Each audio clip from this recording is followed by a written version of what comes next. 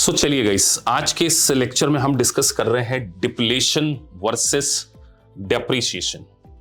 देखिए, कई student depletion और डेप्रिसिएशन को एक जैसे ही समझते हैं, तो कंप्लीटली डिफरेंस है। डिप्लेशन और डेप्रिसिएशन में समझने से पहले, डिप्लेशन लगेगा नेचुरल रिसोर्सेस के ऊपर। जैसे माइंस है आपके पास, आप उसमें से क्या करते हैं, नेचुरल रिसोर्सेस को एक्सट्रैक्ट करते हैं। तो जो माइंस वगैरह होती है, नेचुरल रिसोर्सेस होते हैं, क्या वो आपको उसका लाइसेंस मिलता है? गवर्नमेंट आपको क्या करती है, उसका लाइसेंस देती है कुछ स्पेसिफिक पीरियड के लिए, और कुछ स्पेसिफिक पीरियड में आप उसको यूज करते हैं और उसमें से नेचुरल रिसोर्सेस को एक्सट्रैक्ट करते हैं। तो इस राइट को यूज करने के लिए आप कुछ पेमेंट करते होंगे गवर्नमेंट को। तो जैसे आपने जो भी पेमेंट किया है, उसको ओवर द पीरियड हम लोग डिप्लेट करते जाते हैं, मतलब उसको धीरे धीरे राइट ऑफ करते जाते हैं। उसी को हम बोलते हैं डिप्लेशन। डेप्रिसिएशन कभी भी नेचुरल रिसोर्सेज के ऊपर नहीं लगता। डेप्रिसिएशन आपका लगेगा other than natural resources, like building है, प्लांट, प्रॉपर्टी, इक्विपमेंट। तो डिप्लेशन पूरा का पूरा फोकस किसके ऊपर है? नेचुरल रिसोर्सेज के ऊपर है। अब हम समझने जा रहे हैं कि सर, आपने एक बात बोली कि हम कोई राइट लेते हैं गवर्नमेंट से कुछ स्पेसिफिक पीरियड के लिए। जैसे हमको एक लाइसेंस मिल गया कि आप कोल माइंस में से कोल एक्सट्रैक्ट कर सकते हैं, और वो लाइसेंस आपको मिला 20 साल के लिए कि आप कोयले की खदान में से कोल को एक्सट्रैक्ट करोगे। तो ये 20 ईयर के लिए लाइसेंस तो मिला है, लेकिन इसके लिए जो हमने पेमेंट किया है वो भी हमें समझना है। तो कुछ चीजों को यहां पर मैं हाईलाइट करने जा रहा हूं, जिसको हम बोल रहे हैं डिप्लेशन बेस। सर, ये डिप्लेशन बेस क्या है? देखिए, डिप्लेशन बेस वही चीज है जिसको आप over the period right of करेंगे, या प्रॉफिट एंड लॉस अकाउंट में चार्ज करेंगे, या ये कहें एक्सपेंसेस के रूप में क्लेम करेंगे। तो सबसे पहले आपकी आ जाएगी एक्विजिशन कॉस्ट। अब आप सोचिए, आपको नेचुरल रिसोर्सेस, जैसे रिलायंस कंपनी है, पेट्रोकेमिकल करती, तो उसको ऑयल एक्सट्रैक्ट करने का राइट मिला होगा, तो कुछ ना कुछ उन्होंने पेमेंट किया होगा ना। तो सबसे पहले आ गई एक्विजिशन कॉस्ट। तो एक्विजिशन कॉस्ट को भी आप कंसीडर करेंगे। उसके बाद आ गया डेवलपमेंट कॉस्ट। आपको गवर्नमेंट ने बता दिया कि यहां से आप क्या कर सकते हैं, नेचुरल रिसोर्सेज को एक्सट्रैक्ट कर सकते हो। तो डायरेक्ट तो एक्सट्रैक्ट नहीं हो जाएगा, आपको वहां पर डेवलपमेंट करना पड़ेगा, कोई मशीन लानी पड़ सकती है, उसको बैलेंस करना पड़ेगा, खुदाई करनी पड़ेगी। तो क्या लगेगा सर? डेवलपमेंट कॉस्ट लगेगी। अब तीसरी बहुत इंपॉर्टेंट चीज है रिस्टोरेशन कॉस्ट। अब देखिए, आपको 10 साल का लाइसेंस मिला है, तो आप वहां पर पूरा जमीन खोद देंगे, खदानों में जाएंगे। तो गवर्नमेंट ने आपसे पहले ही एग्रीमेंट करा लिया कि आज से 20 साल बाद आपको वापस से उसको लैंड को बैलेंस करना पड़ेगा, जो आपने माइंस के लिए खदानें खोदी हुई हैं। ऐसा नहीं है कि आप उसको खुला छोड़ दो, आप उसको वापस से भरो, उसको वापस से बैलेंस करो। तो हम यहां पे बोल रहे हैं restoration cost required by law on return the land to its original condition. मतलब जैसे पहले हमने आपको दिया था, उसी कंडीशन में आप हमको वापस लीजिए। तो सर, ये तीनों प्लस हो जाएंगे। अभी मैंने यहां पे बोला तीनों को हम प्लस कर देंगे, acquisition cost, development cost, restoration cost. अब जब आप रिस्टोर करेंगे आज से 20 साल बाद, 10 साल बाद, जो भी आपका टेन्योर है, तो वहां से कुछ स्क्रैप निकलेगा, कुछ निकलेगा ना। उस स्क्रैप को आप क्या कर सकते हैं, सेल कर सकते। तो हम यहां पे बोल रहे हैं residual value of the property subtract. इसको माइनस करना है, सब्सट्रैक्ट करना है। आपने पूरा लैंड वगैरह बनाया था, वहां पे आपने सीमेंट वगैरह, जो भी कुछ कंस्ट्रक्शन वगैरह भी हो सकता है किया। तो जब आप उसको रीस्टोर करेंगे, मतलब वहां से सब सारी चीज अपनी लेकर जाएंगे, तो कुछ हो सकता है आपको रेसिडुअल वैल्यू मिल जाए, स्क्रैप वैल्यू मिल जाए, तो वो आप माइनस करेंगे। तो लेट्स से आपकी एक्विजिशन कॉस्ट थी, यहां पे हम लिख लेते हैं, लेट्स से आपकी जो एक्विजिशन कॉस्ट थी वो 1 लाख थी, $1 लाख ले लो। उसके बाद आपकी आ गई डेवलपमेंट कॉस्ट। डेवलपमेंट कॉस्ट आपने ले ली, वो आ गई आपकी 50,000। तो एक्विजिशन हो गई, डेवलपमेंट हो गई, और गवर्नमेंट ने बोला था कि रीस्टोर भी करके देना है हमको, रीस्टोर 30,000। तो इन तीनों का टोटल करें तो 1 लाख 150, और ये आ गया आपका 180। ये 180 आ गया। अब मान के चलिए, जब आप इसको स्क्रैप के रूप में सेल कर रहे हैं, कुछ स्क्रैप बेच रहे हैं, स्क्रैप में आपको 20,000 मिल गया, तो आपने इसको माइनस किया, तो यहां कितना आ गया 1,60,000। तो ये 160 क्या है आपका, इसी को हम क्या बोल रहे हैं, इसी को हम बोल रहे हैं depletion base. This is called your depletion base.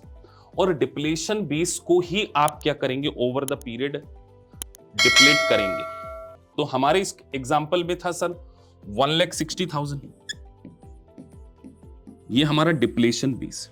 आगे बढ़ते हैं, अब डिप्लेशन बेस को हमने चार्ज करना है। तो जैसे मैंने यहां पर एक बोर्ड पे एग्जांपल लिया है, उस एग्जांपल को भी हम क्या करेंगे, अब डिस्कस करते हैं। उसके पहले अगर हमें ओवर द पीरियड P&L में डालना है, ये डिप्लेशन बेस एक साथ तो प्रॉफिट एंड लॉस अकाउंट में चार्ज नहीं होगा ना, ओवर द पीरियड धीरे धीरे हम क्या करेंगे, चार्ज करेंगे। तो बोर्ड पे आपके सामने एक एग्जांपल दिया, उसको हम पढ़ते हैं। Mulinex mining acquired mine in लेदो फॉर 3.2 मिलियन। 3.2 मिलियन में हमने एक माइन अक्वायर की है।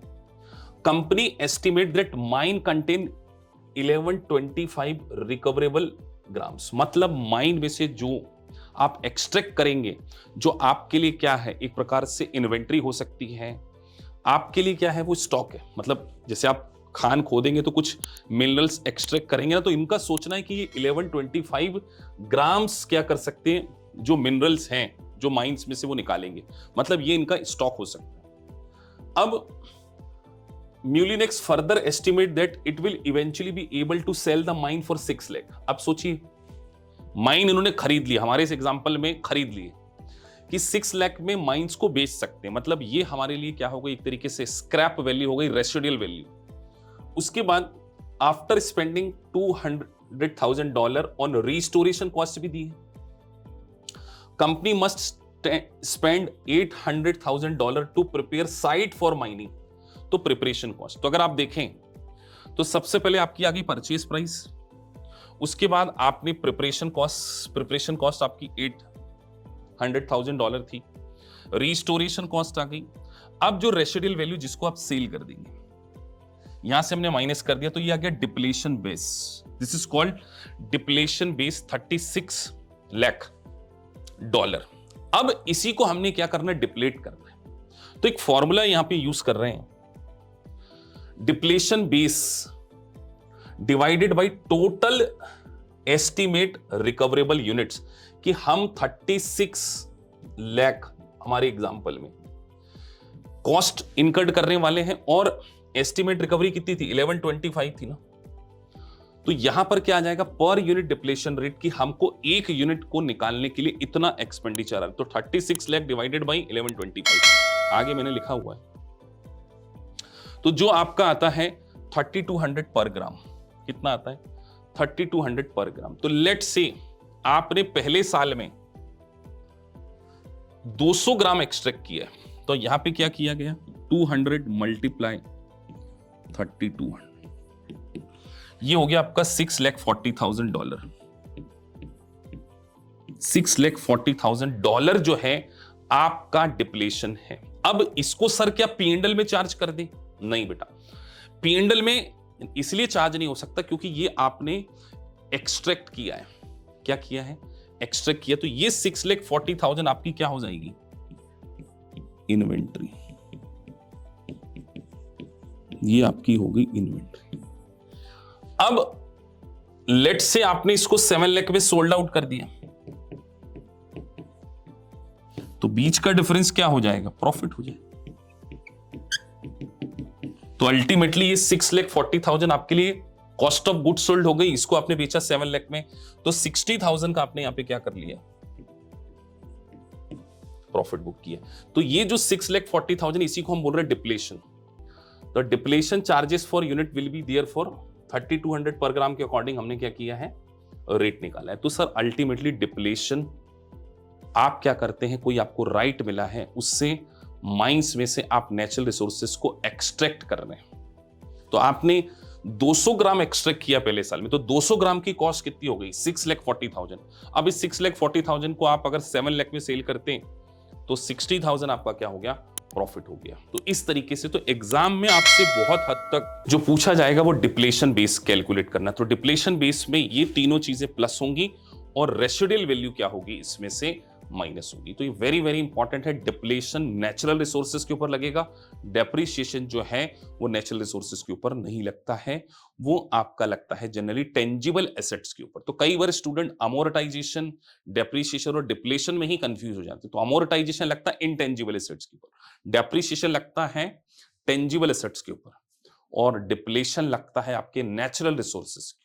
तो ये एक छोटा सा कॉन्सेप्ट था, very important. Depletion base calculate करना पूछें तो ये चार्ट को देखकर आप क्या कर सकते हैं, डिप्लेशन बेस कैलकुलेट कर सकते हैं, और डिप्लेशन बेस को हम डिवाइड कर देंगे जितना हम एक्सट्रैक्ट करने वाले हैं, तो उससे पर यूनिट का डिप्लेशन आ जाएगा, पर यूनिट डिप्लेशन। और उसको अगर सेल कर देते तो जितने में सेल किया, जितने यूनिट्स आपने उसकी कॉस्ट निकाली, उसके बीच का डिफरेंस प्रॉफिट हो जाएगा।